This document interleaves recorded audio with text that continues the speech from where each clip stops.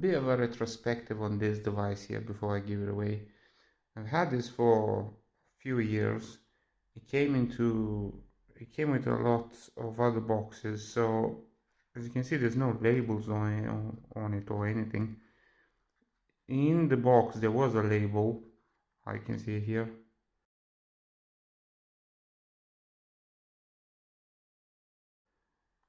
It said just SE Pro, but I wasn't sure if it was even from this or from one of the other boxes because there were loads of things in there.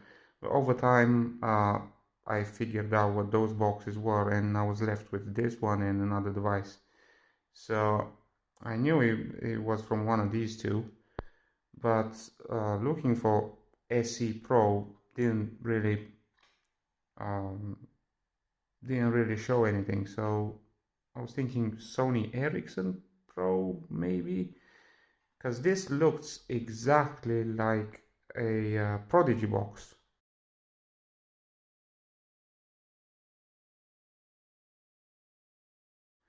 Even has, for powering, you need a Nokia charger. So I thought, okay, that makes sense. It must be for Nokia phones. You power it with a Nokia charger. It should be a Prodigy box, but it's not. The schematics are slightly different, and Prodigy program didn't recognize the box at all. So I tried every program that uses a parallel port to communicate with these boxes. Nothing worked. So I tried to read the PIC inside that has protection on it. So that didn't work. I tried to look at the configuration of the RJ45 port. It was unlike any of the other boxes that I use, so that didn't help me. All I had was the SE Pro label, possible label. So I started looking for uh, Sony Ericsson Pro, Ericsson Pro, anything like that. And I came across an article talking about Smart Ericsson Pro. And then it clicked, the SE wasn't for Sony Ericsson, it was for Smart Ericsson, and this is the Pro version. And then I started looking for the program. I looked everywhere, all the forums, archives, all the links were dead. I emailed all the repair shops that I know, resellers, friends of mine that are in the business, anyone that I knew. I posted on Russian GSM forums because they have a lot of these old things. No one had it, apart from one person on GSM hosting messaged me and sent me some files, and it turns out this is what it is. I was very lucky that he had those files, because believe me, those were nowhere to be found. So I'm gonna show you how this works. This is a Smart Ericsson Pro, and let's plug it in. As I said, it works on Nokia chargers and the parallel port.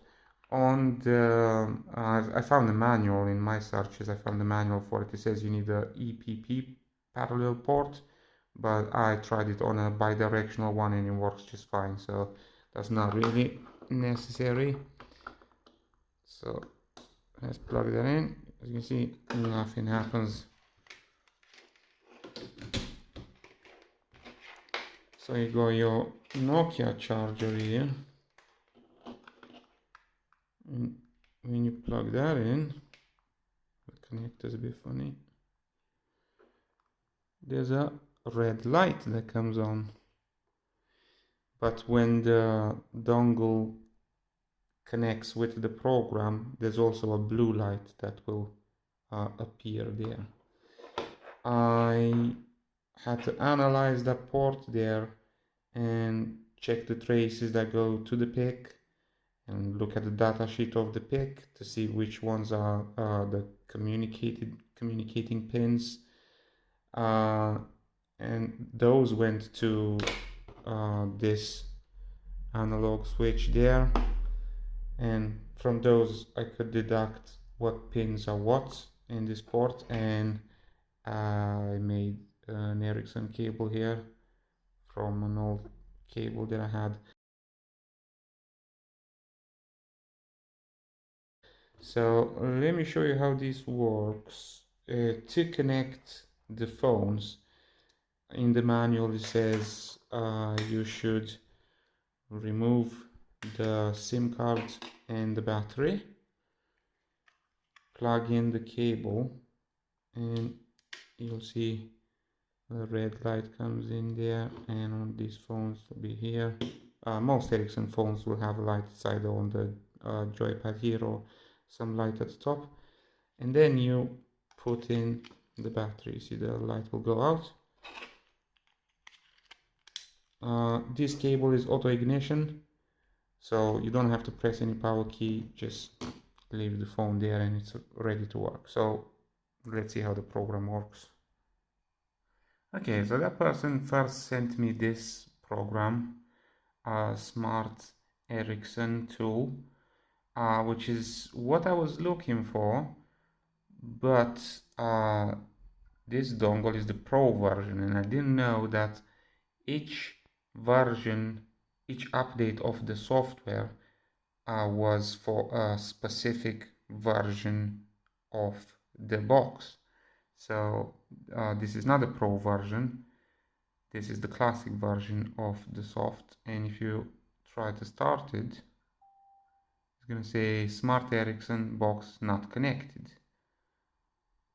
and it's going to shut down.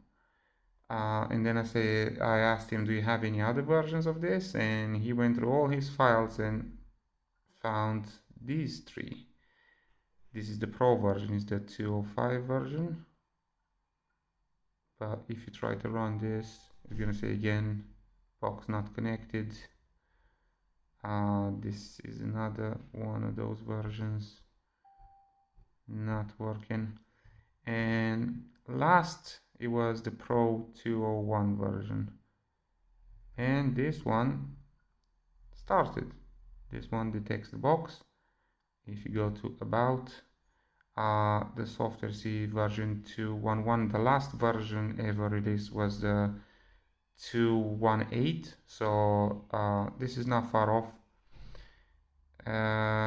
Hardware Smart Ericsson Tool Pro version 119 from 2002, and here you can see all the models that are supported. Old Ericsson models here and some Sony Ericssons. On the P800 you can only unlock it. You can switch, convert T68M to a T68i and a T66 to a T600, and flash and change the serial number on these models here.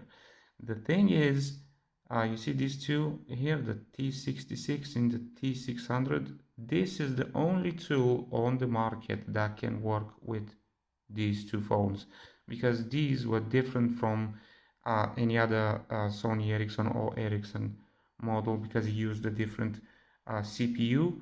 So the programs, all the programs for Ericsson did not work with these two, and the developers didn't really bother with them.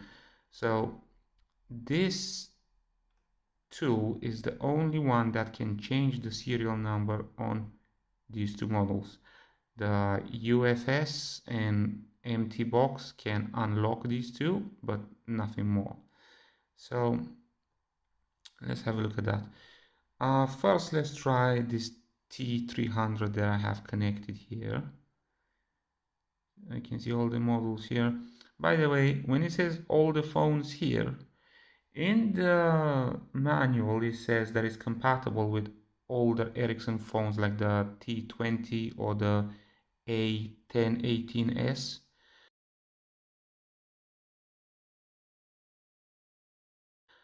When I click on older phones, you can see there's nothing, all the buttons are grayed out, so nothing is, there's no action available. So I don't know how to get that to work. But for the models listed here, let's see the T300 that is connected now. You can flash the phone. Here you can change the serial number, and here you can unlock it. So if you click read codes, see it's trying to enter test mode, it's all automatic, and in a moment you're gonna see all the codes here to lock it or unlock it. The security code, so you can clear the codes or enter them manually. And in this tab here, you will be able to see on what models you can change the serial number. So if you go down, see in this one you can't do it here.